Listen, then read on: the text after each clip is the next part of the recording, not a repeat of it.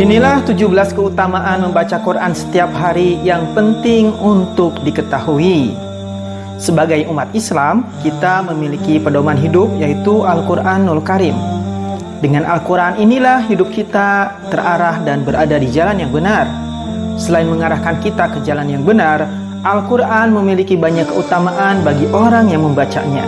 Berikut ini adalah 17 keutamaan membaca Al-Quran setiap hari yang penting untuk kita ketahui.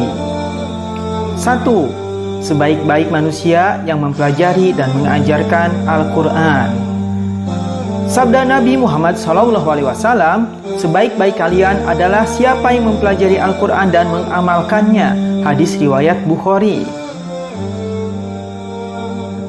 2. Pahala membaca Al-Quran.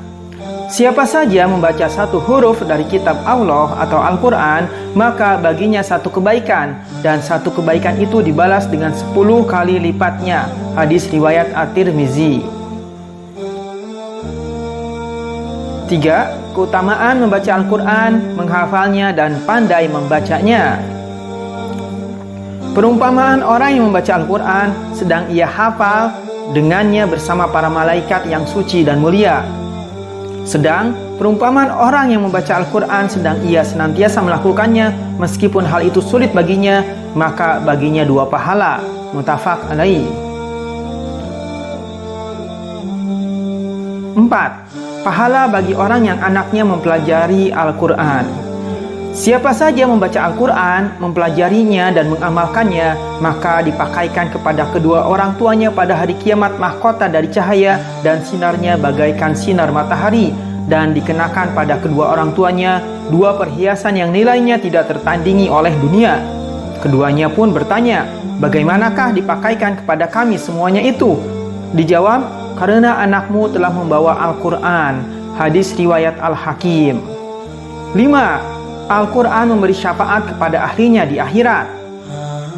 Bacalah Al-Quran karena ia akan datang pada hari kiamat sebagai pemberi syafaat kepada para ahlinya. Hadis riwayat Muslim. Puasa dan Al-Quran keduanya akan memberikan syafaat kepada seorang hamba pada hari kiamat. Hadis riwayat Ahmad dan Al-Hakim. 6. Pahala bagi orang yang berkumpul untuk membaca dan mengkajinya. Tidak berkumpul suatu kaum di salah satu rumah Allah Subhanahu wa Ta'ala sedang mereka membaca kitabnya dan mengkajinya, melainkan mereka akan dilimpahi ketenangan, dicurahi rahmat, diliputi para malaikat, dan disanjungi oleh Allah Subhanahu wa Ta'ala di hadapan para makhluk dan di sisinya. Hadis riwayat Abu Daud. 7. Dapat menenteramkan hati, yaitu orang-orang yang beriman dan hati mereka menjadi tentram dengan mengingat Allah. Ingatlah, hanya dengan mengingat Allah lah hati menjadi tentram. Quran Surat 13 ayat 28. 8. Dapat menyembuhkan penyakit. Hendaknya kamu menggunakan kedua obat, madu dan Al-Quran. Hadis riwayat Ibnu Majah dan Ibnu Mas'ud. 9. Pembaca Al-Quran dikurniakan hatinya dengan cahaya oleh Allah Subhanahu wa Ta'ala dan dipeliharanya dari kegelapan. Diriwayatkan dari Abu Hurairah radhiyallahu anhu yang maksudnya bahwa Rasulullah SAW bersabda, siapa yang mendengar satu ayat dari kitab Allah Ta'ala yaitu Al-Quran, ditulis baginya satu kebaikan yang berlipat ganda. Siapa yang membacanya pula, baginya cahaya di hari kiamat. 10. Pembaca Al-Quran memperoleh kemuliaan dan diberi rahmat kepada ibu bapaknya. Siapa yang membaca Al-Quran dan beramal dengan isi kandungannya, dianugerahkan kedua ibu bapaknya mahkota di hari kiamat. Cahayanya atau mahkotanya lebih baik daripada cahaya matahari di rumah-rumah dunia. Kalaulah demikian itu matahari berada di rumahmu atau dipenuhi dengan sinarnya, maka apa sangkaan kamu terhadap yang beramal dengan ini atau Al-Quran? Hadis riwayat Abu Daud. 11. Pembaca Al-Quran memperoleh kedudukan yang tinggi dalam surga.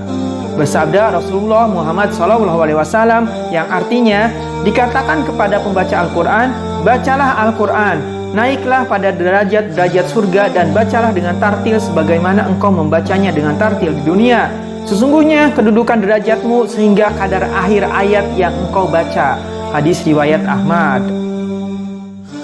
12. Membaca satu huruf Al-Quran akan memperoleh 10 kebaikan. Barang siapa yang membaca satu huruf kitab Allah, maka ia akan mendapatkan satu kebaikan dengan huruf itu. Dan satu kebaikan akan dilipat gandakan menjadi 10. Aku tidaklah mengatakan alif, lam, mim itu satu huruf, tetapi alif satu huruf, lam satu huruf, dan mim satu huruf. Hadis riwayat Tirmizi. 13. Orang yang membaca Al-Quran secara terang-terangan seperti bersedekah secara terang-terangan. Orang yang membaca Al-Quran terang-terangan seperti orang yang bersedekah terang-terangan. Orang yang membaca Al-Quran secara tersembunyi seperti orang yang bersedekah secara tersembunyi. Hadis riwayat Abu Daud, Tirmizi, dan Nasai. 14. Al-Quran akan menjadi syafaat bagi orang yang membacanya. Rasulullah Muhammad SAW bersabda dalam salah satu hadisnya, bacalah Al-Quran karena ia akan datang pada hari kiamat untuk memberi syafaat kepada orang yang telah membaca dan mengamalkan isinya. 15.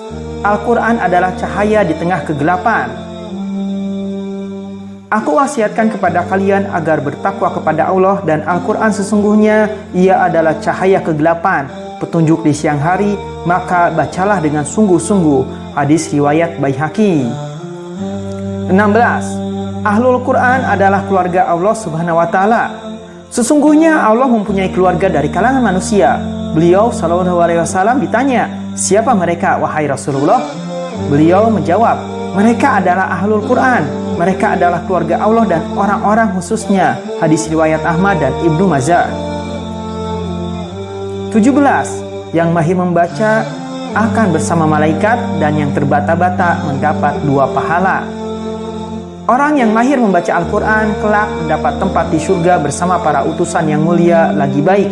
Sedangkan orang yang membaca Al-Quran masih terbata-bata dan merasa berat dan susah, maka dia mendapatkan 2 pahala. 2 pahala ini salah satunya merupakan balasan dari membaca Al-Quran itu sendiri. Sedangkan yang kedua adalah atas kesusahan dan keberatan yang dirasakan oleh pembacanya. Allahu a'lam bishawab.